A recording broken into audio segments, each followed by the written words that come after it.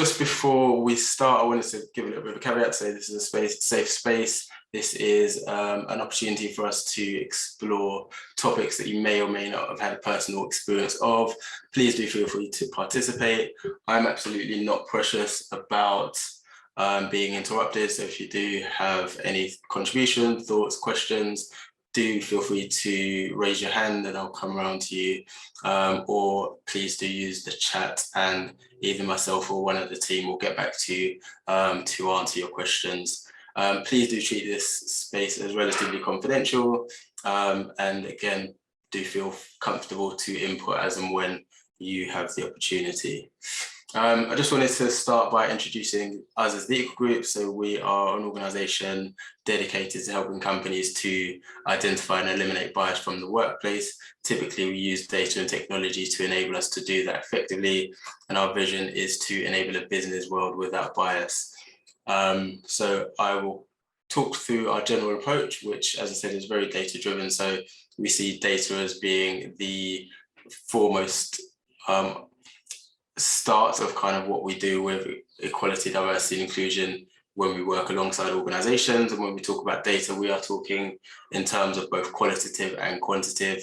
We use that data essentially to identify operational gaps. So with specific regard to the recruitment process, it's really about understanding opportunities to do better, opportunities to diversify the recruitment process more generally. Those operational gaps, we work alongside organizations to set strategic targets. So given your current situation, what is it that you want to embed going forward? And then we'll work with organizations to create, design, and implement those strategic interventions aimed at taking you from where you are now to where you want to be. I think the last 2 points are fundamental to this approach. It's really about tracking progress over time and ensuring that you as organizations have the ability to refine, replan, and repeat, so that you're not seeing equality, diversity, and inclusion as a one and done solution, but it is about refining this approach over time and ensuring that you're constantly moving the needle forward. Pleased to lead a team of 16. We are dedicated really to working alongside passionate organizations. We, as much as possible, try to practice what we preach in relation to equality, diversity, and inclusion, so that we can really role model that for you. So a lot of the things that I'll be talking about today are kind of solutions that we've tested internally in our recruitment process, as well as alongside partners such as ENG, which is led by Chris, as well as Harper, which is led by Scarlett. So we'll talk through a couple of those later on. Just to give you an idea of some of the organizations that we've worked with, as well as individual organizations, we also do a lot of cross-sector work, which is essentially ensuring that there's a collaborative approach to equality, diversity, and inclusion. I think the more companies that engage, the more companies that work on equity, equality, diversity, and inclusion, the quicker we'll get to a position where inclusive recruitment becomes the norm. So as I said, today I'll be joined by Chris Rowlands, who is the Director of Executive Network Group, also known as ENG, as well as Scarlett Allen-Horton, who is the founder of Harper Search Partners.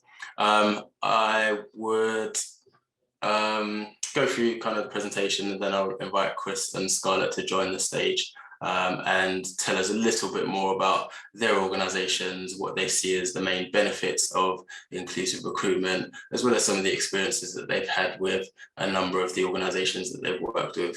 I've got massive amounts of respect for both of these individuals, and I know how committed they are to doing this work in the right way.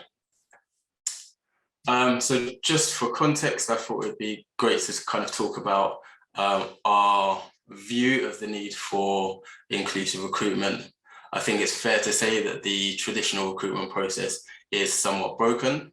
And by that, we can really just look at some of the evidence around data. So British citizens from ethnic minority backgrounds have to send on average 60% more job applications to get a positive response from employers compared to their white counterparts. Both men and women are twice as likely to hire a man over a woman within the recruitment process, with women managers also exhibiting bias against other women. Additionally, we see that disabled people have, on average, to apply for 60% more vacancies than their able-bodied counterparts within the job search. And a study of over 70,000 students found that those from higher socioeconomic backgrounds were on average more comfortable with every single stage of the recruitment process. Which is to say that there are certain groups that are afforded privileges based on our current way of doing recruitment. So what is it that we mean by inclusive recruitment? Essentially, it's really a way of ensuring that our biases don't stop us from recruiting credible candidates. It ensures that we are not lowering the bar, but we're still recruiting on merit. And really is an opportunity to find excellent talent. So by reaching out to a wider pool, you're more likely to increase your chances of success within the recruitment process. And that also has implications in your ability to retain and also attract staff from a more diverse population.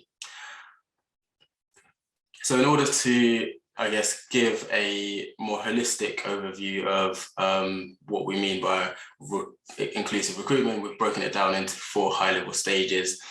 We do acknowledge that these stages may change from organisation to organisation, as well as across different sectors. They may look different, they may be named different, you may call them different things, and the process may also change based on your level of seniority, the level of seniority that you're recruiting for. But broadly, recruitment tends to fall into these 4 categories. So you've got the initial assessment stage where you typically look at CVs or some kind of recruiting sifting process. You may work with a recruitment partner to draw up a long list. You'll then take that candidate through to formal assessment. So typically these are either one-to-one interviews, telephone interviews, or panel interviews. After you've kind of done some kind of initial assessment, you typically shortlist candidates where there may be a further assessment, and then you'll move on to the appointment or offer process. There is some work kind of before that and after that. So before that, we talk about your employee brand proposition. This is really about what you have to offer candidates within kind of the benefits or the way that you promote or advertise your roles. And then following the offer and appointment stage, there is the onboarding aspect, which also has some implications in relation to equality, diversity, and inclusion. We don't have time to cover those areas in depth, but do feel free to get in contact with us if you do want any more information about tips that can be beneficial in either of those regards. So in terms of the initial CV sifting process, there are a number of issues with the current or the traditional process, which is that it can allow certain types of bias to creep in, so confirmation bias, as well as kind of halo and horn effect. We can see the use of poor proxies, and when we talk about poor proxies, we're talking about things like education or having a degree from a certain university, certain institution, as well as kind of demands related to industry experience. So typically you'll see people stating that candidates need kind of 5 or 10 years experience in a particular area. These can act as barriers, and there is that whole catch-22 of how do you get experience if you can't get your foot in the door in the first place. So just be mindful of the way that job descriptions or initial advertisements are structured, as there can be barriers there. We also see the use of professional CV writers as being particularly detrimental to those from lower socioeconomic backgrounds. There's a number of social mobility organisations that are working to ensure that that is a barrier that is removed from the process for candidates from those backgrounds. In terms of considerations moving forward, the use of blind or anonymised CVs is often something that can be quite beneficial in removing bias. We also see the use of application forms so that everybody is competing on an even keel.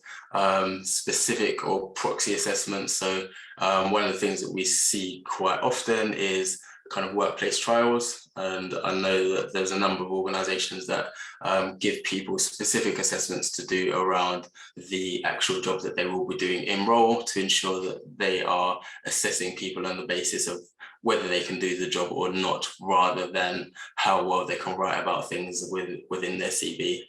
And then the final point to note is kind of the use of internships or apprenticeships as a way to get people more familiar with the jobs that they'll be doing on a day-to-day basis, as a means to assess them in real time. And that can then lead on to those individuals having a longer career within your organisation or the sector as a whole. In terms of one-to-one interviews, we often find that bias creeps in on an interpersonal level. So when people are engaging, we find that there is a tendency for people to recruit in their own image. So they tend to esteem people more highly that come from similar backgrounds to themselves.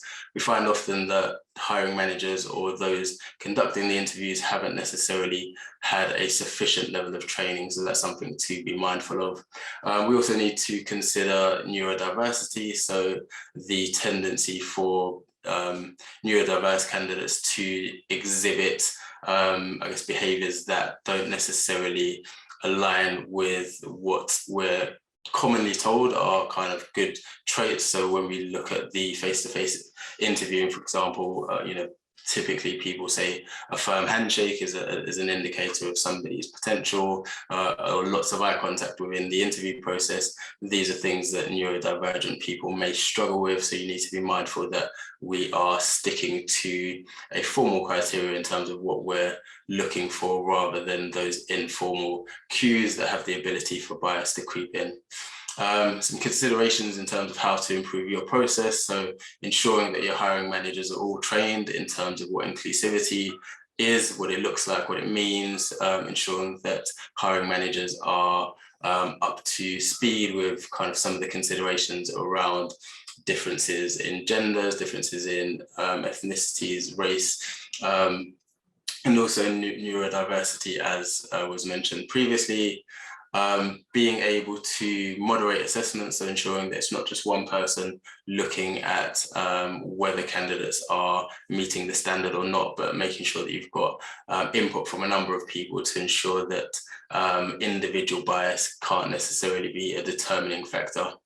And then one of the things that I know Chris is keen to talk about is kind of tracking data over time, so making sure that you've got the ability to really identify trends, whether that be from kind of the candidates that you're reaching out to or those candidates that are being successful and making it through. I think just being aware of what's happening within your recruitment process is always a positive thing when it comes to inclusive recruitment. In terms of panel interviews, there is a danger sometimes that groupthink can creep in, and this is where kind of the insights or opinions of a dominant majority will kind of sway the opinions of other people involved in that process. Ensuring diverse representation across panels is super important to ensure that you are really benefiting from a diversity of thought, really challenging kind of the status quo in terms of what can be done there.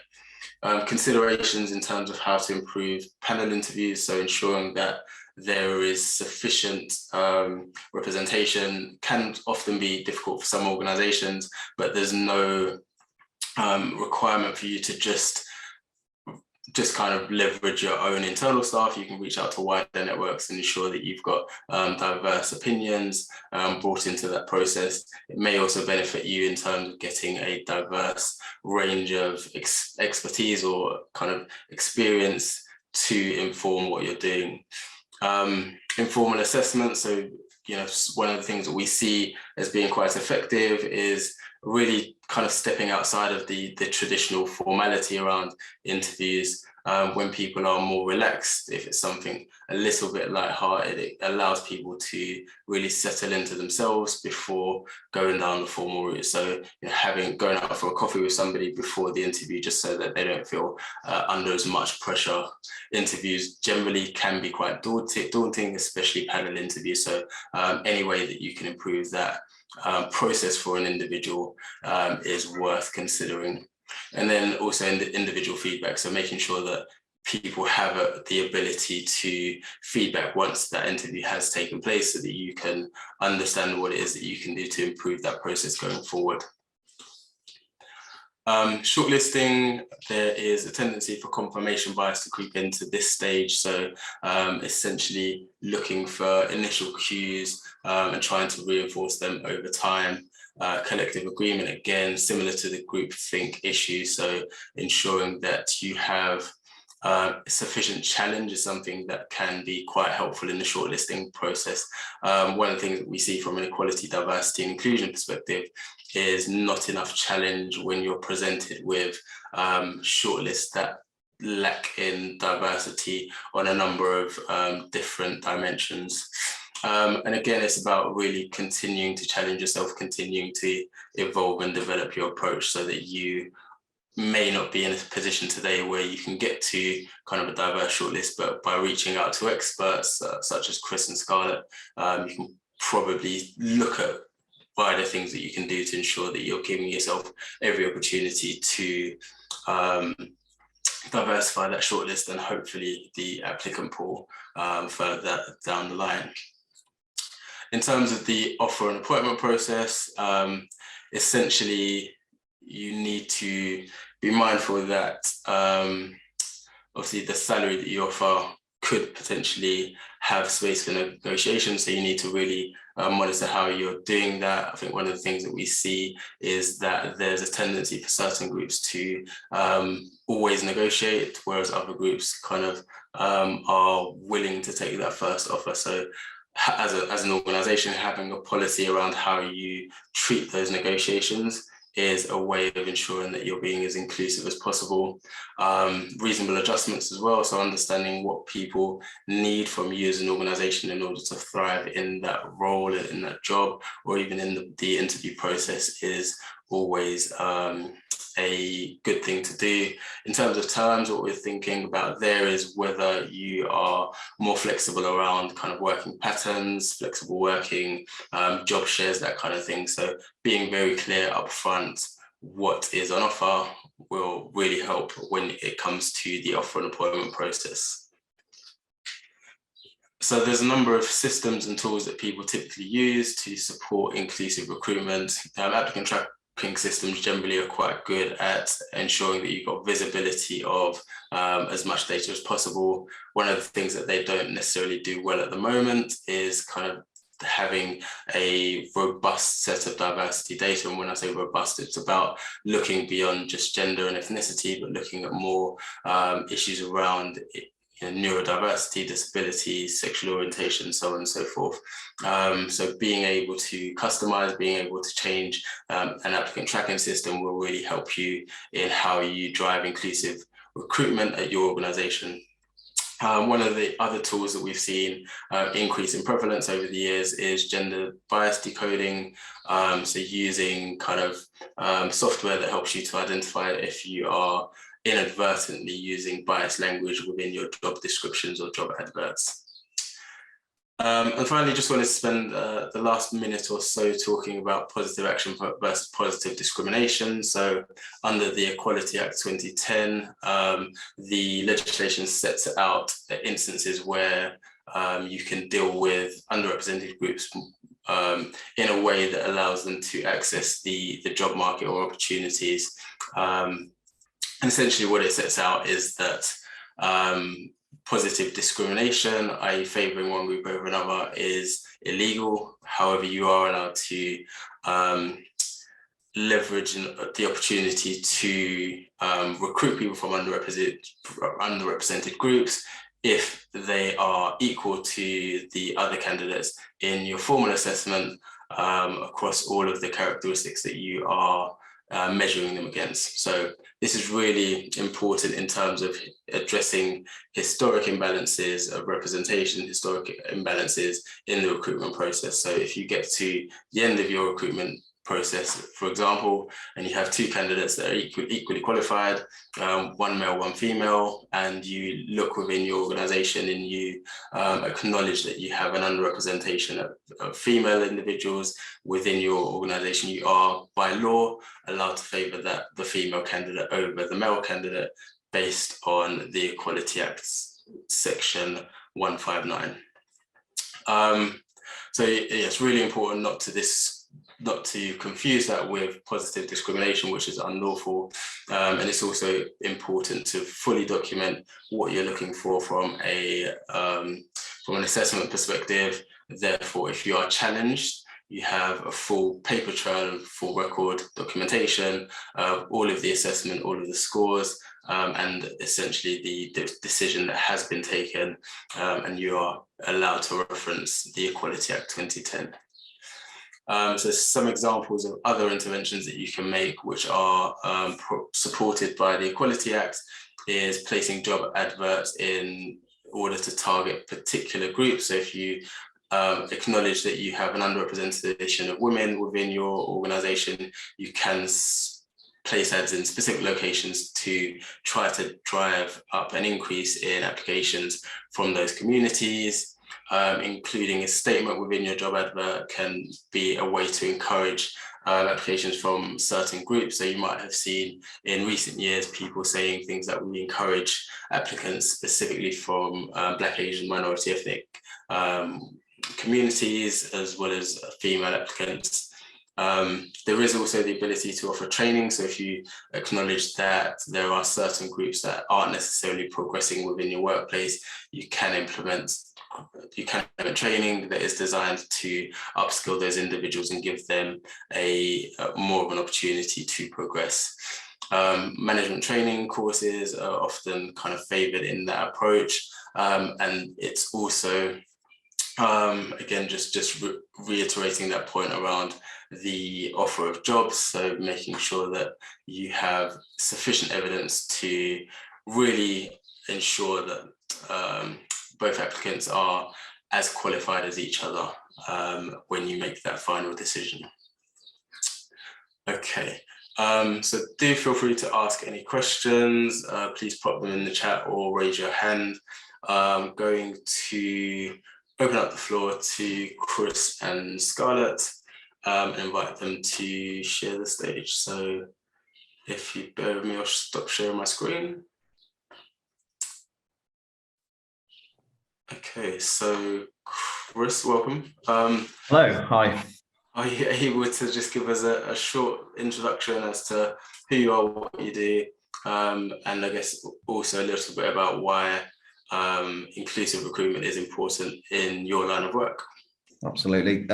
You covered a lot there, Mac, so I will fill in some of the gaps and I'll talk from my perspective. Thanks everyone for joining us today. This is a topic that's close to my heart, and I'm sure I know it's close to Mac, and I'm sure it's close to Scarlett. So itching to address some of the points you've made there.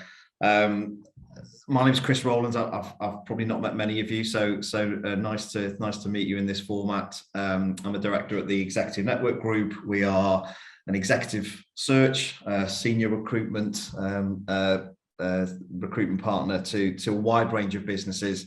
We do lots in the financial services sector.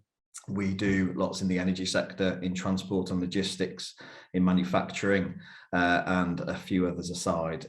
So I've been with the business a long time, 17 and a half years, and seen plenty change over that time.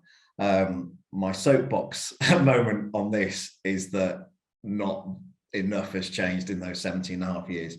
And Mac alluded to it there earlier in terms of the recruitment practices. I'm just going to break down what recruitment should mean to organizations in terms of its component parts in a moment, because I think that's important. But the way that companies assess talent hasn't really changed in the 17 and a half years. CV sifting, first interview, second interview, they make a decision. Firstly, Mac went easy on them. He said bias creeps into that process. It is absolutely riddled with bias from start to finish. More importantly, if you're running an organization or a decision-making organization, it's frankly just an awful way to recruit. In our world, we describe it as the likelihood of that process bringing out an accurate result. So and the likelihood of that process giving you an accurate outcome is so low that you may well just draw a CV out the hat and go with that individual. So it's an awful process, and so many companies haven't changed the way they do things. Some have, and I like to think that some of the clients we've worked with we've supported in terms of that journey, and there's lots of companies who have, and I'd be happy to give some examples maybe a little bit later on in the Q&A once I've got off my soapbox. But that's one of my biggest frustrations, having been in this industry for that long, is that companies just keep making the same mistakes over and over again. And we sit on HR director roundtables, they talk about a willingness to engage more diverse talent, and then we look at their recruitment processes and work with their very senior hiring managers, and they want to work in exactly the same way that they've worked for the last 20 years, which, I mean, I could list a long list of biases that it includes. And look, conscious and unconscious bias training is great, but it's better to actually remove those biases from a process and remove even the opportunity for those to creep in, as Matt described, into a process when they simply don't need to be there. And I'll hand over to Scarlett shortly, but I'd be happy to come back to some of the ways that we've supported clients in doing that. Overarching way that we've helped clients do that is something called our 3D framework. So Mac knows this intimately because he's helped support the development of our 3D framework. So that's placed diversity, data, and delivery at the core of every campaign that we run. And it's non-negotiable, frankly, now for clients. If they want to work with us, then we will be tracking that data throughout.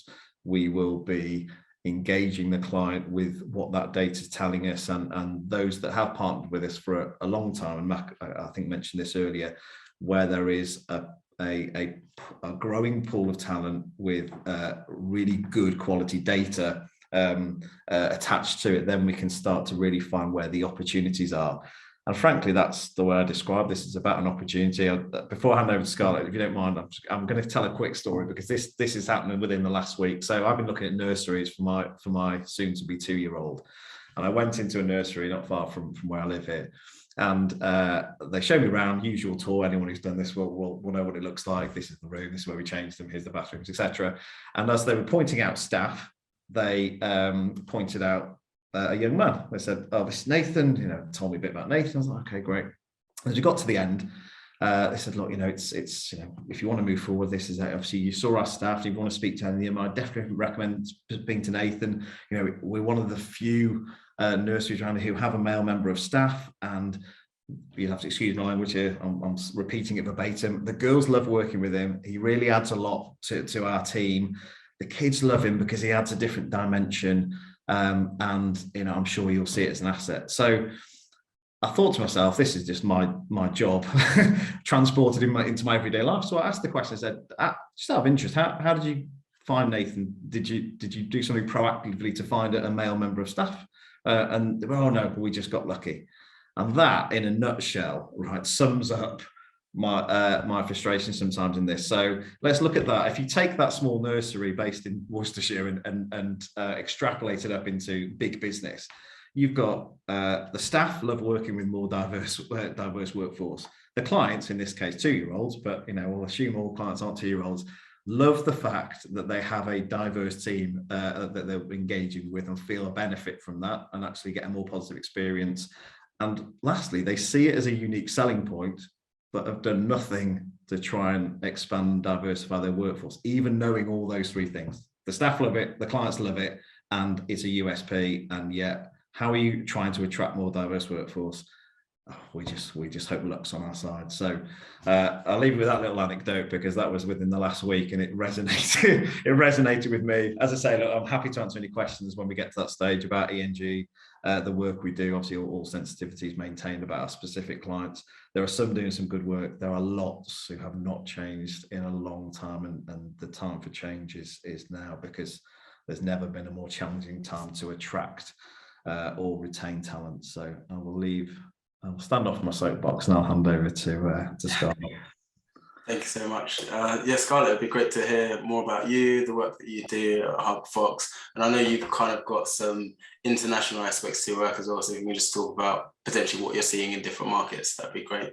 Yeah, absolutely. Hi, everybody. Great to connect, and thanks for everyone's time. Chris, those stories were amazing. That went off on a different tangent, but still very, very resonant. So yeah, I guess just to briefly introduce myself, I'm the founder of Harper Search Partners. We're an executive search firm founded 4 years ago, driven really out of a mission and a purpose to provide and elevate and help businesses, clients and candidates with diverse candidate shortlists, really kind of elevating senior females and minorities to board level, and making sure that that is happening and what we can do to support that. So that's what we do. I'm also the UK EDI ambassador for the Recruitment Employment Confederation as well, so helping to support set the standards. For me, actually, I think just more, before I go into markets briefly, just more, mine was born out of a personal journey of typically being the only woman, typically being the only minority woman, not really seeing that reflected at senior level, knowing that I wanted to be, you know, the CEO or a founder of a business, and where are the kind of role models at that point. And that was in probably nearly over 10 years ago now, in recruitment, where it was predominantly male and white male dominated, and thinking, how can I change this? I didn't come out of a strong university background. I was actually a very young mom. Circumstances were totally different. And ultimately what I found in that corporate environment, although I was the top performer across the UK and Europe, there was no flexibility, just because I've never needed to have it. And I didn't fit into the drinking culture because I needed to pick my children up from nursery and go and feed them. So I really kind of supported and pushed the business within those areas, but then ultimately went and set up Harper Fox Partners, not only to help support and service the recruitment industry for change, because ultimately by changing us as an industry, we help support the change of all of these organisations. That's so pivotal. But secondly, we work in very technical markets, just as Chris alluded to, within STEM. And we just see the same thing reflected again in STEM.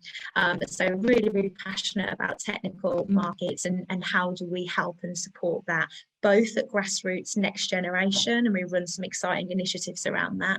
But as I said earlier, actually at board level. So great, we have diverse talent in the business, and we know actually the percentages are increasing kind of at entry and mid-management level. But I'm really interested in that mid to senior to board level piece, and the decision makers being nice and reflective of the communities that we live in as well. So that's the bit I'm passionate about.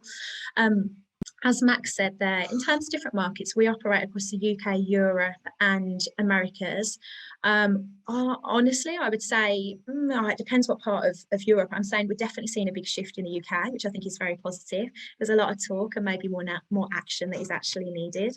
But at least the talk is happening. I wouldn't say it was to this level even a year or 2 years ago, frankly. So that's super positive.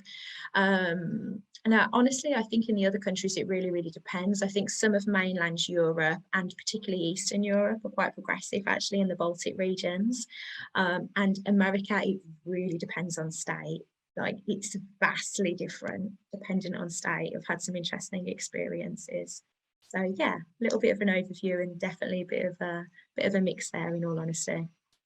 Fantastic. Thank you both for those introductions, and I'm sure we'll kind of dig into a little bit more around the work that you do. I know you're both doing some amazing stuff. So we've got a couple of questions coming in, and just to encourage all the participants, do feel free to use the chat and we'll get around to your questions as quickly as possible. We've got a question here around, I guess, some of the examples that I walked through earlier were really geared towards kind of external recruitment activity. So one of the questions here is, how do you encourage companies to apply these approaches for internal roles as well?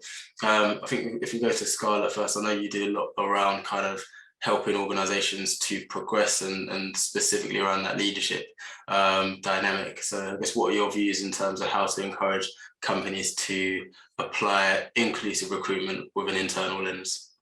Yeah, it's a really great question. I think ultimately we've got to apply what we're doing externally to those internal processes, and not just internal recruitment, succession planning as well, literally the same processes. So some practical things, and you touched on them already really, Mac, most of them, but around, you know, diverse interview panels, internally, looking at CVs, looking at experience. There's some really great accelerator programs actually that I've seen, particularly in the energy sector, whereby people can advocate and say that they want to be a senior member in the team, not that they're just being chosen, they want to. And then that enables them to kind of go on this accelerator program and be assessed. And that's a really nice practical way to kind of, to really encourage inclusivity and eliminate some of the bias as well. So I say those are some of the practical things that I've seen aside from the things you mentioned. Absolutely. Chris, do you have any thoughts on that? Yeah, just quickly, I think we've all got experience in the energy sector, which I think there's a lot to be learned from that sector in particular, of some shared standards. I know around inclusivity, Mac, your business has done a lot of work on the inclusion commitments across that sector. And a lot of this, I think we all three of us share this view, is data, and there's a lot of it around, but if you get the right data and start educating, whether it's the HR teams, I saw a note on how HR can support, how HR teams, or in particular hiring managers, in particular in technical areas, as Scarlett alluded to, data removes some of the biases and makes it a more objective conversation. So when you can start to embed data-led and objective decision making into processes, whether that's internal or external recruitment processes, you start to strip out some of those biases and level the playing field, I think. And some of the programs that Scarlett alluded to there, certainly for accelerator programs, there's some good examples of that in industry as well. But I think they need to be well thought out, and the internal communication on those needs to be on point, really. Yeah, can I just add to that as well, Mac, just slightly on a side point? And it's all fantastic. We're bringing diverse talent into business, but I think business really need to look at thrivership of talent as well. We want to make sure that talent is elevating within business and they have opportunity in business to do so. And that really is about cultivating a culture that enables people to be authentic and to be transparent. Yeah, so I think that's another big element to consider as well. Yeah, it's probably a topic in itself, isn't it, Scarlett, in terms of the way we're talking about inclusive recruitment today, but inclusivity within organisations and inclusive leadership. I mean, there's nothing more frustrating than working with a company to build a diverse talent pool and engage them with their brand and get them through the door, only then to be told that they didn't last because they didn't feel included, didn't feel represented within the organisation. So there's a whole conversation in itself there, I think. And can I say one other thing? Sorry, Mark, I know you've got other questions. I'm just thinking about the internal lens. As we know, we tend to hire in our own image. There is research to support that, or we tend to hire who has been in the role already before for the last 30 years. So I think a big part of the internal piece, especially because line managers might have been in those positions for a long time, is challenge. This challenge is being able to challenge in the right way and challenge actually who we need in position, what skill set we genuinely need in position, and what we can strip off of that spec to enable us to really open up kind of that candidate pool, both internally and externally. Yeah, we're just going to exclude Matt now, because I think there's a question there about HR, because I think traditionally the way that HR have been involved, back to the internal lens, have been, okay, well, you'll have the hiring manager who's the decision maker. We've got to have someone from HR in the interview just to make sure I'm asking the right questions. And HR have a set of questions, and then you get to the real questions they're asked by the hiring manager, and they make the decision. So they're not integrated. The well-meaning HR professional in the room is just there to make sure that the people do and say the right things, whereas good competency assessments and engagement of talent through their career journey within an organisation requires those two things to be integrated, not here's the list of HR's questions, then here's the list of the operational manager's questions, and they'll actually make the decision as to who's hired. So sorry, Mac, I'll let you talk now. Yeah, no, I think that's a really good point. And I think one of the things that I reflected on as both of you are talking was kind of the dynamic around challenge. And I know there's a question earlier about the power imbalance sometimes when you have diverse recruitment panels and multiple people involved in that process. And you're just talking then about the role that HR plays. I guess, how can we start to encourage a more inclusive approach to challenge and making sure that we're addressing some of these power dynamics? So I guess is HR empowered to really challenge the business about how inclusive the recruitment process is, and people involved in the panel, how do we ensure that they genuinely have the ability to have their voice and opinions heard? Scarlett, did you want to jump in there? My signal went and I didn't hear the end of the question. I'm so sorry. Could you just repeat the end of the question? Yeah, sure. I was talking about how do we encourage better power dynamics when we're talking about diverse recruitment panels, or the role that HR plays within that process. Yeah, absolutely. Great question. And I'm going to actually take a tip that you gave to us.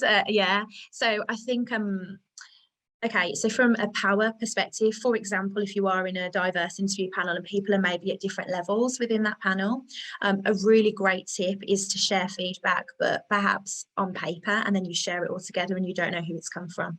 Because then the influence of the different levels in the room are not being maybe just agreed with because that's your senior, or dismissed because that's someone that's more junior or less experienced, when actually what either party might be saying is absolutely valid and at the forefront. So sharing it almost in a remote way via feedback, that's something that we have taken on board that you suggested before, and something we've shared with clients and had phenomenal feedback over.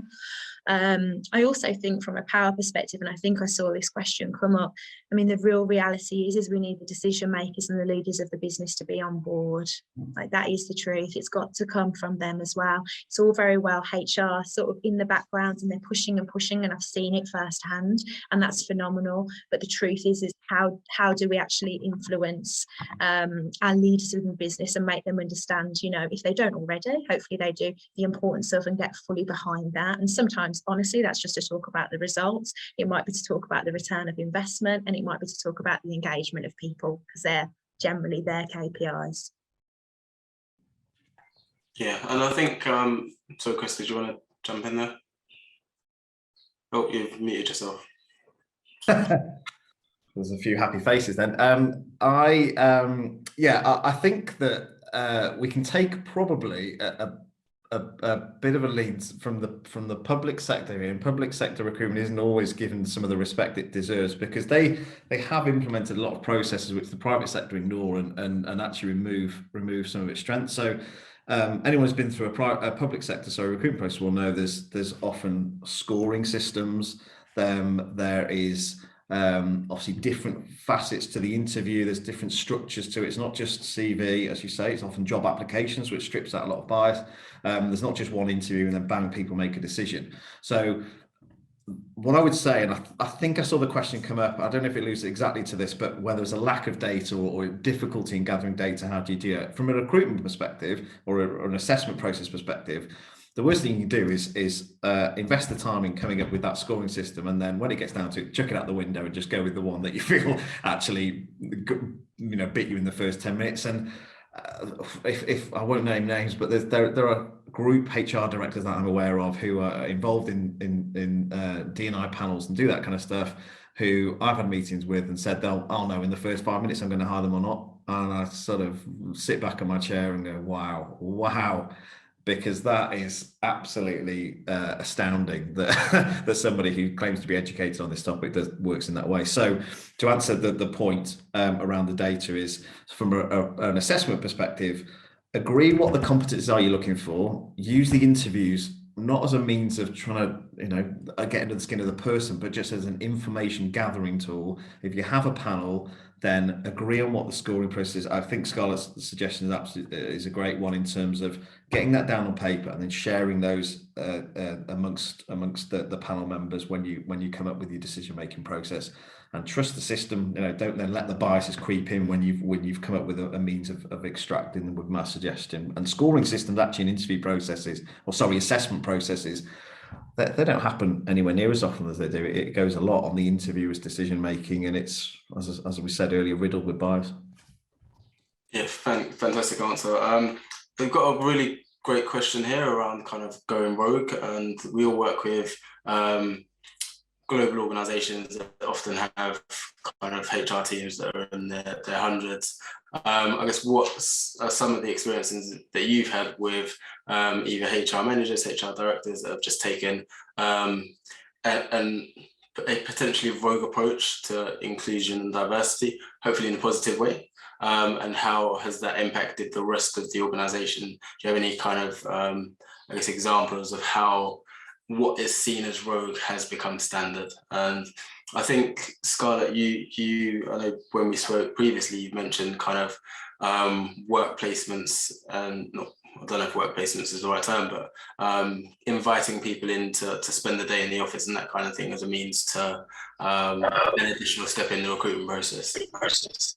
Yeah, for sure. So, okay, so I've seen a couple of things. So internally for us, we're very big fans of working interviews. So people sitting with our teams, you know, understanding what everybody does, we understanding them as well. And we do that normally for a few hours at least. We've had people in the business for longer than that, and then they've come into the business. And I think that's a brilliant way from a cultural perspective to understand the fit as well, and understand that it's, you know, it's going to be right for the person coming to the business. So that's one element. But actually something that I saw, and this might be slightly off tangent, with a HRD recently, one of our clients, is something that she felt, just going rogue, wasn't happening in the business, was enough around menopause. And I know this has been a bit of more of a buzz recently, which is brilliant. And she was talking about raising, you know, an issue that, you know, she didn't actually feel supported herself going through menopause. And we did Trailblazer talks around it. And I sent that over to her, and on the back of it, she started to implement a menopause policy, which is great, but actually kind of a directory, almost like a video library for colleagues, and they've been sharing that internally. And I know that they've had some incredible feedback, and she literally just went rogue based on her own experience and could see there was a deficit in the business and something needed to change. Absolutely. And just for time, I'm going to speed through a couple of these questions. Chris, I'm going to come to you. Got a question here about data. What are the types of data that you use within kind of the recruitment process, or when you work with organisations, and what benefits that have? Yeah, no problem. So I mentioned earlier our 3D framework. So that underpins everything that we do now and has done for the last couple of years. As I say, but, you know, Mac's support on that has been fantastic, and it's bolted onto some of our existing recruitment structures and processes. So the data that we gather from candidates, and one of the reasons to work with Mac is that we really struggle to get people to give us this data. Probably thought they've got nothing to gain, everything to lose by revealing their true selves to a recruitment organisation. But the rates have certainly gone up since working with Matt. So we look at all the protected characteristics in terms of data. We then look at social mobility tags as well. We launched something recently which off the back of that, so it's led us on that journey we call our sort of social mobility project, where we partner with a couple of charities in this space. I'm going to give a shout out to because they're brilliant. So one is Primary Engineer, which, if you've got children or anywhere near my age, I've got a 6-year-old who's in primary school. The Primary Engineer programs allows 6 to 10-year-olds in primary to become chartered engineers. If that's not cool, I don't know what is. So a shout out to them. The other one is Smart Works, who help long-term unemployed women back into work. So we look at social mobility tags as well. The important thing then is that we don't just let that sit on the talent pool and go, right, okay, so we now know that we've got X number of candidates who agreed to be registered on our CRM system, and now we know what it looks like. And we then track that anonymously through our recruitment process, so we can say, okay, well, actually, what pockets of talent are we not addressing? Mac, you alluded to it a little bit earlier on your presentation. What are we not doing to attract those talents? And I mentioned it earlier, recruitment, a lot of people get obsessed with the assessment stage, but you can only assess the talent that you bring to the table. And there's a whole identification piece, certainly in the exec search business, that I'm sure Scarlett, I can see Scarlett nodding. The identification piece, we have a huge responsibility in terms of how we educate our clients as to who they should be identifying for a certain role. The number of clients say, I only want people who've got 10 years experience in the same industry space, who've got certain qualification. Well, you've just absolutely ripped out a whole group of talented people who could potentially fill that role for you in the now, or certainly in the future. And then the attraction stage, and you talked about some of the tools that you can use to strip out some of the biased writing, which we all have in the way that we write job adverts and write job specifications. So there are so many data points, but protected characteristics, social mobility ones are the other ones, and then absolutely tracking that in line with recruitment processes. And where we've got to with our 3D framework is that we can pull up an individual client out and look at all the talent that has been engaged by their brand. The last part we do is then look at a brand attractiveness data point. So we ask that talent pool when they're engaged with a certain client, how attractive is that brand to you? And we can then segment that data. So I don't know, average score 8 out of 10 for a company, we can then segment it and go, actually, you're a 10 out of 10 for men, but you're a 5 out of 10 for women. What is it about your brand that's unattractive to women that is suddenly not engaging them with it to your organization, because you're going to lose them before you even get the chance to assess them. So lots of data points. That's what we look at. Fantastic. We've got another question here about skills-based hiring. So what impact do you think that could have on encouraging diverse hiring within the organizations that you either work with or that you're aware of? I think by skills-based hiring, we're talking about assessment centers and that kind of thing. Is that right? Oh, I think so. I think Scarlett should go on this one. I know you're in a very technical recruitment space. Yeah. You'll be Yeah, no, absolutely. I actually saw this question come up, and I had a little think of it as a great question, by the way. Look, it all depends from our perspective on when we talk about skills. I'm thinking we're talking about some soft skills as well. I'm not sure that we're actually talking about kind of, you know, your education and your experience. I'm assuming we're talking about competency-based skills and skills we're assessing in interview. Okay, yeah, good. Now, if that's the case, who's setting those questions? That's going to be the big one. So who's setting the questions? And if it is in any way AI driven, who are the people that have actually put that code in, like for psychometrics, for example? Those are the two things we really need to think about. So the way, I guess, to resolve that would be to ensure that whoever is looking at those skills and what they look like, it has come up with a formulation of people, and diverse people that have come up with that. And if you are looking at any psychometric stuff, you really need to look further and deeper into that, because it's very likely that maybe it hasn't been put together by a diverse group. So that's something to really, really consider, I would say. I will echo that. There's so many psychometric tools. I'm sure you do as well, Scarlett. I get emails from companies all the time about the next best psychometric tool that's out there. I would say, look, just make sure that they are endorsed, they're peer reviewed, whether it's the British Psychological Society or something that gives them some credence. And actually, they are key to an objective recruitment process. I think they to go back to what I described earlier, which I don't think I actually articulated very well, but it's around the predictive validity of a recruitment process. And it's one way of ensuring that the process you have of assessing whether someone's right for a job is even a good process or not. And it's an objective, and it gives you, I like to think that most people can learn skills and can learn, over time, certain industries or certain individual nuances of sectors, but actually those core competencies and the values that sit with people will actually determine their value to an organization. And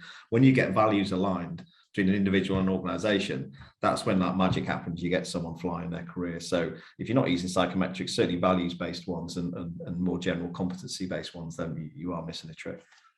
I totally agree. It's kind of that aptitude over aptitude piece, and that's where the challenge comes back in. It's like, actually, we're testing for skills that aren't even necessary in this role, and they're not relevant, but that was in the spec 10 years ago. So actually, what do we need from this person now? Let's be really transparent. Let's have those conversations with the team that this person's going to sit within, as well as their line management. Absolutely. Conscious that we're kind of spent the time. What we're going to do is launch a quick poll so that you can give us a little bit of feedback as to how you found the session. And then the last kind of minute or so, I'm going to ask both of you, Chris, Scarlett, firstly, thank you for joining. It's been amazing to hear your insights as always. But what is, I guess, the one thing that you feel that people should take away from this conversation? We'll go to Scarlett first. Oh no, Mark, I wasn't ready. I'd say the one thing to take away from the conversation in the right way would be challenge yourself. Sometimes we all go along with something because we've been doing that, and positive advocacy. Let's talk up.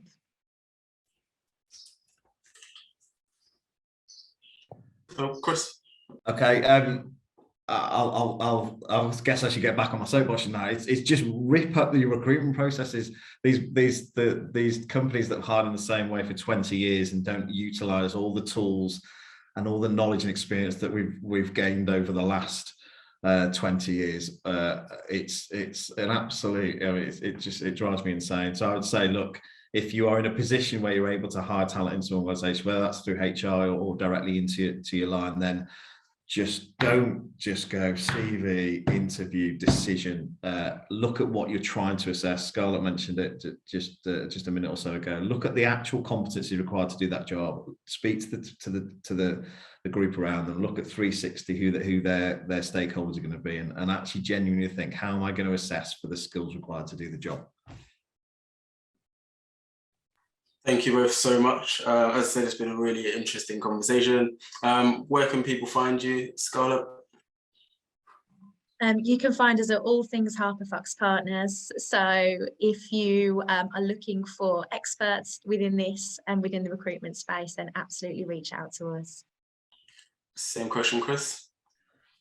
You can find me our office. We've got offices in London, offices in Edgbaston and Birmingham. We work internationally, so if you are looking at international roles, then please do reach out. But executivenetworkgroup.co.uk, and yeah, please do get in touch with me personally if you've got any questions. I don't know if Matt's going to provide individual email addresses, but I'm happy for mine to be shared.